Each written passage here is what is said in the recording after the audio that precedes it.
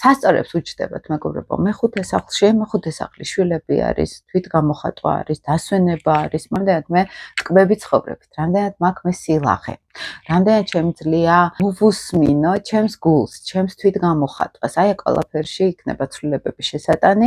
შვილებთან დაკავშირებით შეიძლება იყოს დაფიქრება, რამდენად სივრცეს ვიტოვებ შვილებთან ურთიერთობაში, რამდენად ყვანან თავისუფლად ეს ბავშვები იქნება ეს უკვე დასრულები, შეიძლება შვილებთან ცვლილებები იყოს მოსალოდნელი, შეიძლება კონფლიქტები იყოს მოსალოდნელი, მკითხით რომ აქ ურანული ეს რაღაცა მძაფრი შეგრძნებები წამოვიდეს ბავშვების აჯაყების კუთხით თუნდაც, მაგრამ ძირითადად მეხუთე სახლი არის თვითგამოხატვა.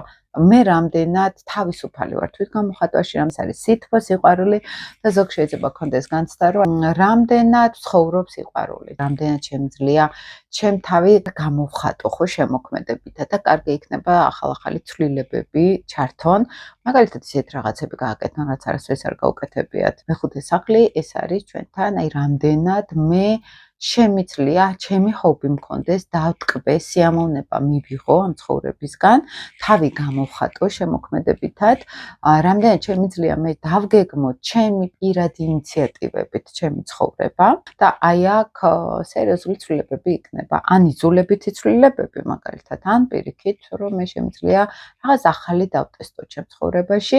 სასიყვარულო სფეროში შეიძლება ზოგთან მოულოდნელი სასიყვარულო ურთიერთობები იყოს, ზოგთან შეიძლება პირიქით მოულოდნელი დაშორებაც იყოს, აქ არ ვიცით ვისთან როგორ იმუშავებს, გააჩნია დაბნელების ტრანზიტი მეხუთე სახლში ზოგადადაც როგორ ხდება.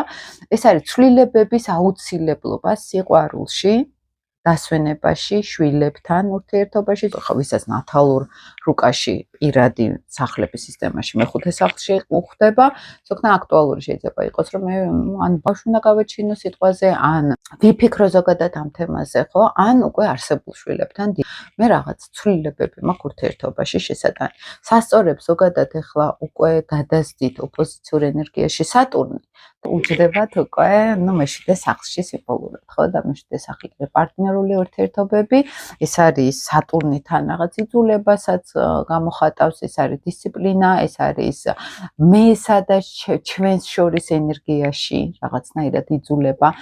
შეიძლება სასწორებისთვის მნიშვნელოვანი იყოს, რომ აი მე რო ჩემ იდენტობასთან მაგალითად როგორც ვარ, შეიძლება აი ეს ჩემი მერყეობა, ეს ჩემი ჰარმონიულობა დაეჯახოს სატურნის გამოცდებს, ხო? ანუ თუ რაღაცაში ვერ მერყეობაში ვარ, თუ რაღაცაში ვერ გამოვხატავ თავს, სატურნი მაიძულებს რაღაცები დავალაგო.